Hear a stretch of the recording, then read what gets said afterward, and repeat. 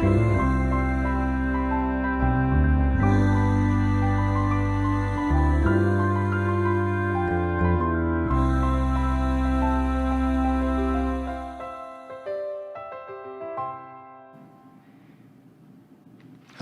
and welcome to Book Circle. I'm Earl Wyenberg. This time we will continue our reading of Village Centenary by Miss Reed. The rain continued throughout the night. By morning, sheets of water covered the roads and some of Mr. Roberts's fields. But slowly it improved, and by early afternoon a watery sun was visible fleetingly between the scudding clouds. It looked more hopeful for visitors to Fairacres Gardens, I thought. Having done my duty the day before, I decided to do my ironing, polish my few pieces of silver, write some letters, and generally catch up with some long-neglected household jobs. But as I was about to switch on the iron, I saw that a bird was fluttering madly at one of the schoolroom windows. I put down the iron, took the school key from its hook, and went to the rescue.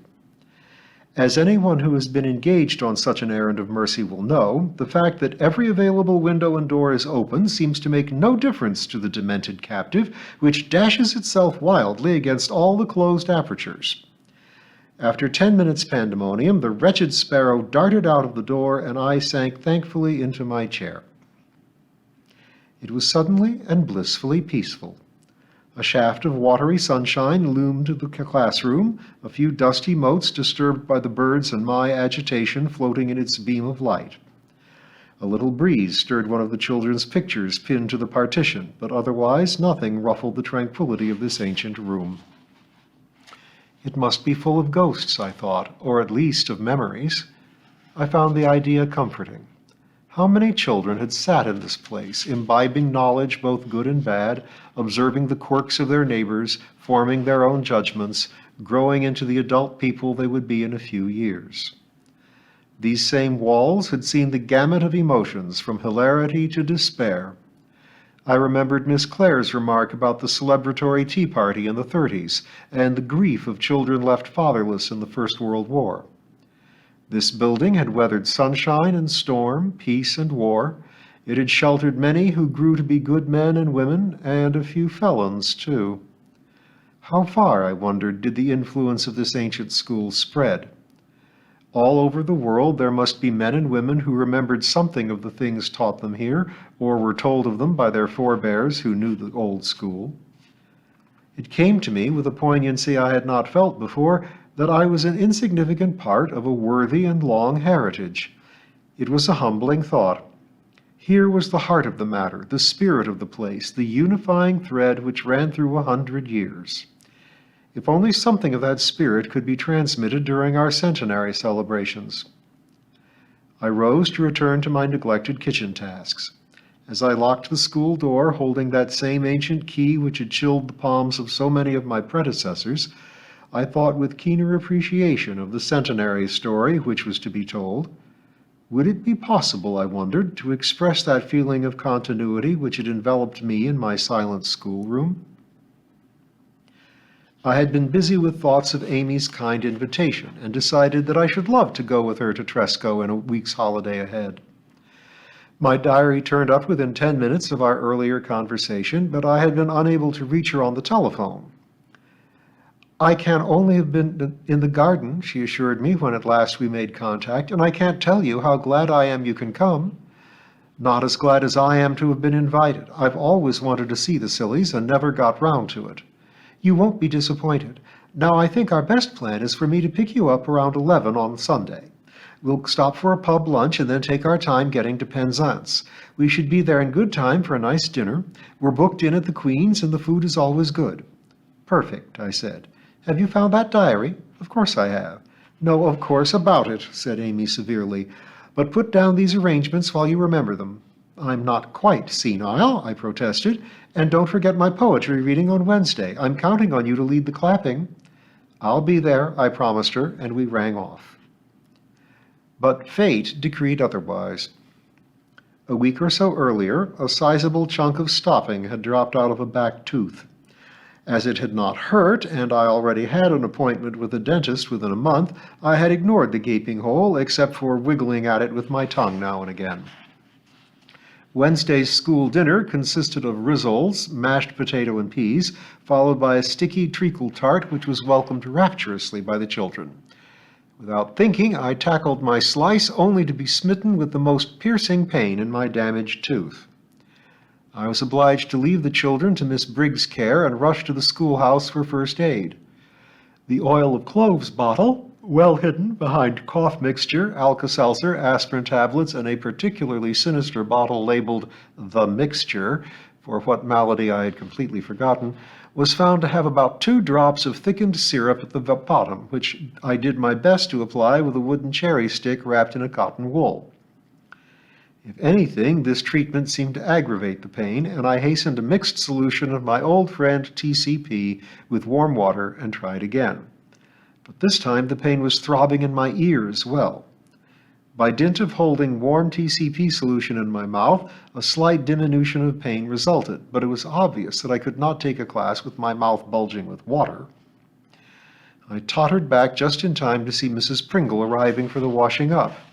"Why, you do look bad," she greeted me with much satisfaction. "You mark my words, that face'll be up like a plum puddin' in an hour or two. You wants to tie a stockin' round your jaw, and my auntie at Caxley always swore by some mustard in the tooth to keep it warm." I felt unequal to replying, and watched Mrs. Pringle make for the lobby with a heavy limp. This was a sure sign that she was affronted, had taken umbrage, and was in her martyred mood. But by this time my tooth hurt so much that I was beyond caring if Mrs. Pringle slit her throat with one of the school knives, though she would have to be pretty determined in the face of such uncooperative bluntness. I stuck it out until playtime, when I confessed my plight to Miss Briggs, who proved sympathetic and willing to cope with the school for the rest of the afternoon, while I returned to the house and rang the dentist. "Aren't you lucky?" said his receptionist while I was recovering from this remark. She added, "We've just had a cancellation. If you can get here by 5:15, Mr. Bennet will see you then." Kind Mr. Bennet, dear Mr. Bennet. I thought gratefully I was positively longing to see him. Usually the thought of going to the dentist, even one as humane as Mr. Bennet, casts a gloom over my life for days ahead. Now, crazed with pain, even with a mouthful of hot TCP, I viewed my trip to Caxley as a drowning man must view a lifeboat. I went across the playground to apprise Miss Briggs of events and to lock up my cupboards and desk. The children were blissfully quiet, as they usually are in a crisis. The dividing door was propped open so that the infant's teacher could keep an eye on them, and I returned to get wrapped up when I remembered Amy's party. There was nothing for it but to cry off. In my present state, I could not have sat through a commercial television jingle, let alone 2 or 3 hours of Caxley culture. Amy was wholeheartedly sympathetic and magnanimous about my defection. "You poor old darling, take as many painkillers as you can and a warm bath and crawl into bed as soon as you get back. I'll ring tomorrow to see how you are and tell you how it went tonight. Now tie something around your face before you venture out, or you'll have earache as well." "I already have, and Mrs. Pringle suggests a stocking." "Mrs. Pringle is a fool," said Amy forcefully. "Nylon's useless. You want a silk scarf." Wonderfully cheered by hearing Mrs. Pringle denounced in such a forthright manner, I rang off and went upstairs to swathe myself as directed. I fairly galloped into Mr. Bennet's presence when summoned. He looked astounded at the speed with which I clambered into the dreaded chair and displayed my raging tooth. Usually he is obliged to lead me to the seat, murmuring soothing noises, as grooms do to nervous horses. "We'll soon settle that," he said, "just temporarily, of course. I'll give you a shot and a temporary filling, and we'll make an appointment to do the job properly when the inflammation's gone." I surrendered myself to his ministrations with only an occasional yelp and whimper, and was home again within half an hour. I took Amy's advice and went to bed. Tibby followed me, and we snuggled down together, the cat on top, pinning the bedclothes down uncomfortably, but I was past worrying. It was bliss to be in bed before 6 o'clock and comparatively free from pain. My final thought was of Amy's concert and all the hard work she'd put into providing a successful evening. What a broken reed I was! Nevertheless, despite my guilt, I fell asleep within minutes and only surfaced when the alarm clock called me to face another day. Amy was as good as her word and rang me after school the next day. After kind inquiries about my temporarily quiescent tooth, she told me that the evening had been a huge success. "And you were much missed," she added, "everyone inquiring after you and desolated to hear about your toothache. Do you know we made nearly 60 pounds? "Marvelous," I said, suitably impressed, "including the raffle, of course, and some records Jean Cole sent as she couldn't come herself. And the food seemed to suit everybody." "I bet it did, knowing your usual efforts." "Do you know, there were some veal patties left, and Tim Ferdinand asked if he could have them to take home. What a strange man he is! Not that I minded. He's so emaciated I was glad to provide tonight's supper as well as yesterday's, but I must say I felt that I was making up a doggy bag as we packed the remnants." "It's probably because he's a poet. His standards of behavior are quite different from normal, no doubt." "Yes, well, there it is. The veal patties have found a kind home, evidently. For 2 pins, I believe he would have taken the dregs of wine, too. He was looking rather keenly at the bottles as we left." Amy reminded me about our holiday plans. I promised to be ready in good time, and we exchanged farewells. A few days before that longed-for holiday were spent in reading tests, a school medical inspection, patching up my tooth, and in writing a letter to the office pointing out that work on the skylight had still not begun, and why not. But on Friday we broke up, and Sunday morning dawned clear and bright. Here was May at its best, and I carried my case downstairs with a glad heart. Amy was punctual, refused coffee, complimented me upon my neat appearance, and we set off westward. After 10 minutes' secret anxiety about whether I had switched off everything switchable, whether I had left out the tin opener for Tibby's pussy love, which Mrs. Pringle was kindly giving him, and whether I had shut the pantry window, which usually gets forgotten, I gave myself up to the enjoyment of the drive. Time enough to worry if I returned to a smoking ruin, I told myself, looking resolutely through the side window. There was comparatively little traffic, and in any case, Amy is an excellent driver. The green hedges streamed past, sprinkled here and there with curds of white may blossom. Cows stood knee-deep in lush meadows, the sunshine gleaming on their glossy coats. The heat shimmered on Salisbury Plain. The distant hills were smudges of blue in the clear atmosphere, and the sun grew hotter as we sped on. We stopped for lunch, and again later in the afternoon to have a walk. The lane where we drew off ran deep between steep banks. Primroses were still out on the shady side, and young bracken and hart's-tongue fern delighted us both. Through a gateway we saw a little stream far below us, and on a tree stump humped a bird. "Look," whispered Amy, and even as she grabbed my arm, the bird spread its wings and dived toward the water, a vivid flash of pink and blue. "A kingfisher!" we cried together. "That means good luck," Amy told me as we set off to the car to resume our trip. We reached Penzance soon after tea, wandered round the town, ate an admirable dinner, and slept like tops. The helicopter journey across to St. Mary's the next morning was exciting. Below us, the farms and trees looked like the models which my children so enjoy setting out, and between the islands the sea glinted in the sunshine, green and blue, with creamy surf lashing the rocks. I wished the journey could have lasted longer. One saw so much at just the right height, it seemed to me, and I looked forward to the return journey. We took a boat from St. Mary's to Tresco and were soon settled in our hotel. Hanging out of the bedroom window, I surveyed the scene. The light was wonderful, pellucid and luminous. It reminded me of the light Amy and I had rejoiced in when we spent a holiday in Crete together some years earlier. Perhaps all islands have this peculiar quality, a reflection maybe of the water around them. The sea was as vivid a blue as the kingfisher's flashing wings, and toppled lazily upon white sandy beaches which I had only seen before in holiday brochures. Gorse blazed yellow nearby, and the accumulation of dazzling colors was heady stuff indeed. Amy entered the room as I gazed, entranced. "I think I could settle here forever," I told her.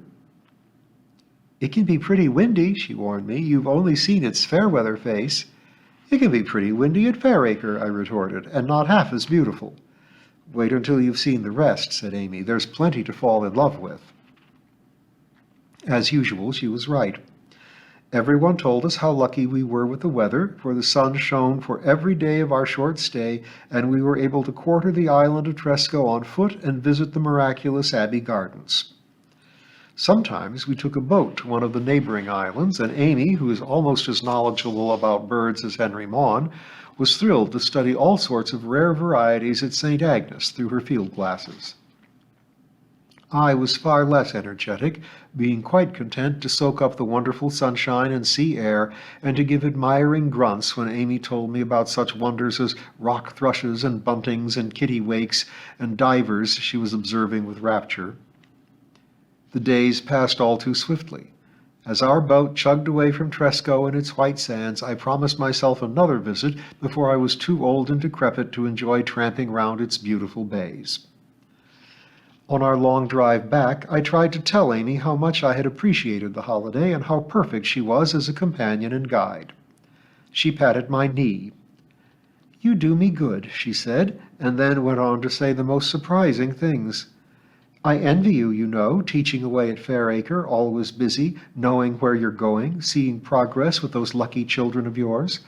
I seem to lead such a useless sort of life." "I've never heard such rubbish," I protested. "Why, you run that house perfectly, and look after James, and still find time for all sorts of good works, like that poetry evening, for instance. What's more, you look a dream always, and are a delight to everyone's eye." "Well, thank you, my dear. I'm grateful, but the truth is it's not enough. I can do all those things quite easily, I suppose, and so do thousands of other ordinary women like me, but I should like to do something which is especially me. I used to paint passably, but I know I shall never be much good at it. I wondered, don't laugh at me, but do you think I could possibly write my autobiography?" "I know you could, and very well too. When are you starting?" Amy laughed, and the tension was broken. "Lord knows, I expect I shall be one of those people who is constantly saying she's going to write a book, when she can find the time. Lucy Clayton is one of them." Lucy Clayton was at college when we were, and I found her insufferable. Amy sees her occasionally, while I try to avoid her. "Lucy Clayton," I said, "is incapable of speaking the Queen's English, let alone writing it. But you carry on, Amy. I'll see you keep at it, and I promise to buy the first copy." "You're very encouraging," said Amy. "As good as a tonic. Or a holiday in the Scillies, maybe? Do you know, Amy, we shall be home in less than an hour, and for once in my life I shall have mixed feelings about being in Fairacre again." Chapter 6. June. Of course, when it came to it, I slipped back into my usual routine within hours, and the glories of the Scillies seemed just a happy dream. A surprising number of people commented on my improved appearance. "You was looking a bit peaky," Mr. Willett told me. "I said to the missus away back, 'Miss Reed looks proper poorly, but now, well, you looks as hearty as my old porker in his sty.'" Mrs. Pringle's description was even more impressive. "They fattened you up a treat. You looked like a ghost before you had that holiday, real white and spiteful, if you know what I mean." I replied civilly that I was glad to know that I looked better. Privately, I wondered what on earth I must have looked like to have been described as proper poorly and white and spiteful, and even now, after my metamorphosis as a porker. Ah, well, at least vanity would not be added to my array of sins. "See the Caxley since you've been back?" asked Mrs. Pringle. I translated this as meaning the Caxley Chronicle.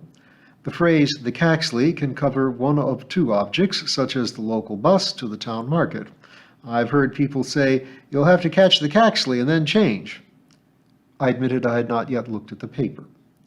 "It's got Mrs. Benson's house in it this week. Nice place it looks, bigger than it is, really. Something to do with the way they tilts the camera, no doubt." "We shall all miss her," I said. "The worst of it is, it don't give no price," said Mrs. Pringle gloomily. "I do like to see how much people has the nerve to ask these days. Looks as though it's going to be auctioned. I suppose these here estate agents hopes people will be carried away and offer more than it's worth. I remember my brother-in-law going crazy at one sale and buying a piece of stair carpet for £3. "That sounds quite a bargain to me." "Not when you had to lug away a broken fire guard, one of them exercising bicycles, a zinc bath, and 4 chamber pots, if you excuse my mentioning them." "Not at all," I said graciously. My sister fairly gave him a taste of her tongue, for all she belongs to the Plymouth Brethren. They had to pay Percy Potter another £1 for bringing the stuff home in his carrier's van, and of course all the neighbors fell about laughing and making coarse remarks when the stuff came up the front path. No, my brother-in-law never heard the last of that, I can tell you." Mrs. Pringle heaved herself from the front desk where she had been resting and made for the stove. A dead leaf was sullying its summer perfection, and Mrs. Pringle removed it with as much venom as she would have displayed as if it had been a tarantula spider. Later that day I looked up the advertisement. Holly Lodge certainly made an attractive picture, and the accommodation sounded ideal. "Too big for us," I told Tibby, "and too expensive, but I hope some nice family comes to enjoy it." The property includes a self-contained flat comprising a large sitting room, bedroom, bath, and kitchen on the ground floor, all in immaculate condition. Poor Miss Quinn, I thought, how she will hate leaving her flat all in immaculate condition. I knew how happy she had been in Joan Benson's company. As Fairacre folk had said truly, it would not be easy for her to find such a home elsewhere. And although I only knew Miriam Quinn slightly, I should be sorry to see her go from Fairacre. I liked her quiet contentment, the tranquil exterior which hid, I suspected, a powerhouse of energy. She obviously loved Fairacre, her solitude, and her uninterrupted thoughts. We had a lot in common. We will continue our way through June of the Centenary year next time.